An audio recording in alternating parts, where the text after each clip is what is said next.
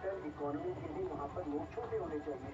फिर 10,000 जापान के बारे में हमने बताया, तो आप आपको ये भी समझाते हैं। दरअसल सबसे बड़ी नोट की वैल्यू इस बात पर भी निर्भर करती है कि उस देश की करेंसी की ग्लोबल एक्सचेंज वैल्यू कितनी है। और डॉलर के मुकाबले जापान की येन की वैल्यू भारतीय रुपए से भी कम है। जापान की एक येन का एक्सचेंज रेट अमेरिकी डॉलर के मुकाबले करीब 138 है, यानी $1 के बदले 138 जापानी येन। इसलिए जापान में बड़ी वैल्यू का नोट सर्कुलेशन है। तो आप समझ रहे होंगे कि 500 रुपए का नोट होना भारत की बढ़ती हुई अर्थव्यवस्था का सबूत है, क्योंकि भारत के 500 रुपए की वैल्यू अमेरिकी डॉलर के मुकाबले कई देशों के मुकाबले मजबूत है। और अब हम आपको छोटे नोट और बड़ी अर्थव्यवस्था के कनेक्शन पर एक्सपर्ट कमेंट भी सुनवा देते हैं, ताकि आप और इसे आसानी से समझ पाए।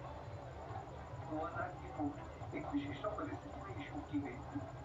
इसके कारण आपको ध्यान होगा कि लगभग 2018-19 के बाद ना कोई नोट प्रिंट होगा, ना बैंक के एटीएम के काउंटर पे आपको किसी को मिला, या बैंक 2000 रुपए की नोट किसी को इशू करते थे। तो हम जानते थे कि देश में 2000 रुपए की नोट की आवश्यकता नहीं है और ये नोट विड्रॉ करने की भी जरूरत थी। तो इस विषय के ऊपर अध्ययन चल रहा था और ध्यान में आया कि नोट्स 2000 रुपए की नोट से कोई ट्रांजैक्शन नहीं हो रहा है और क्लीन नोट पॉलिसी के तहत एक साधारणतः एक नोट की आयु 5 साल तक रहती है, उसके बाद वो खराब हो जाती है।